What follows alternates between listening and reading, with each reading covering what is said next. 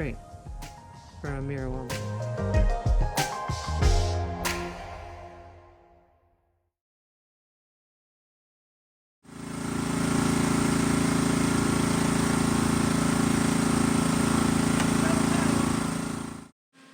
My biggest resources for burning wood being friends with men and trees. My next one would be an old F-150 big box truck called Herbert. The third thing is a 1997 Johnson Root chainsaw with a lovely compression start. Fourth thing is more recently, a 22-ton log splitter. I have the hand trucks, wheelbarrows, and the malls and whatever. Whatever they bring me, whatever I pick up, various lengths, it all burns. But even then, when I'm looking at things here, it's a laborious endeavor.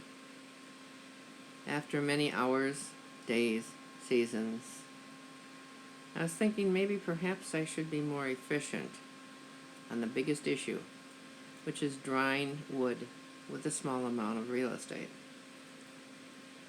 So I began to think about, outside the box, I guess.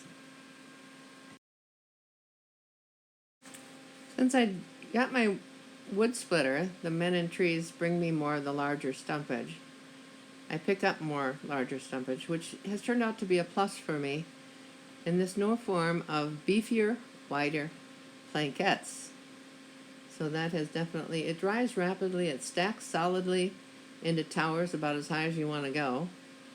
You could even tack them together with slats or whatever if you thought they might tip over. Cover the tops. It's profoundly simple and very efficient. Like I'm burning burl oak. It's always been a problem because it's too barky. This semicircle has too much bark on it. With using the planket technique, I have minimal amount of bark and I'm not getting that smoke, which I find desirable. So I hope you enjoyed this video. Let me know if you have. I have other perhaps bright ideas, perhaps interesting. So if you like it, I'll keep going.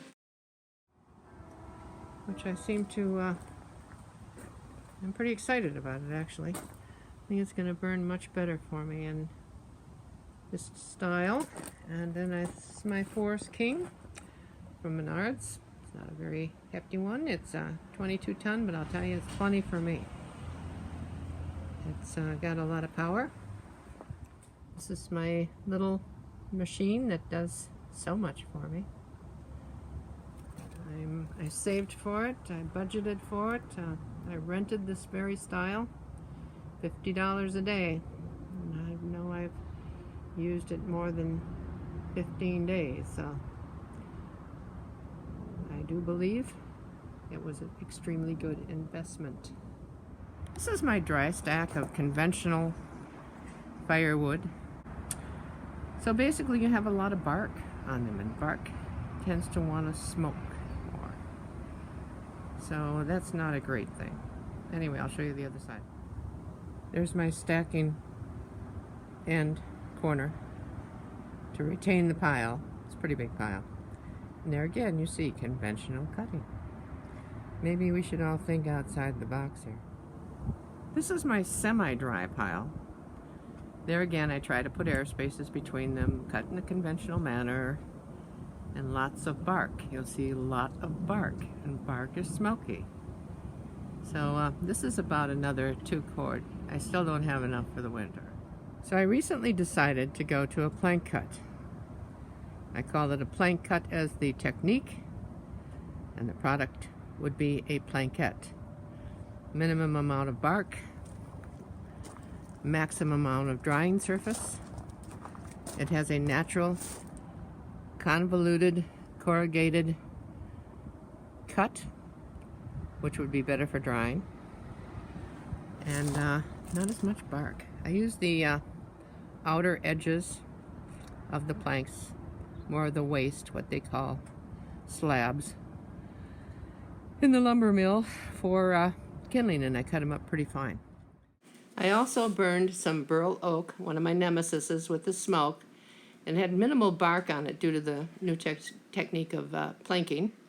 And I tell you, it burned pretty great. And so, another lovely wood burning season begins. Temperatures are dropping weekly, daily. Few nice days, and we get the chill. This is a very small, brick-lined Fisher stove.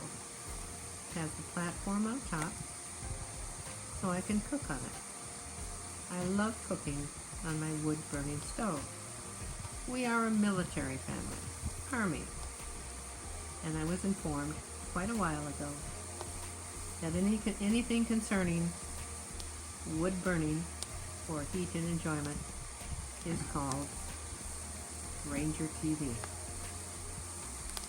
So I enjoy this immensely. I'm not sure that the work involved in processing all the wood is worth it until I get here again by my wood fire throughout the winter. I do believe it keeps me sane. It keeps me healthy from all the exercise and brings me great enjoyment.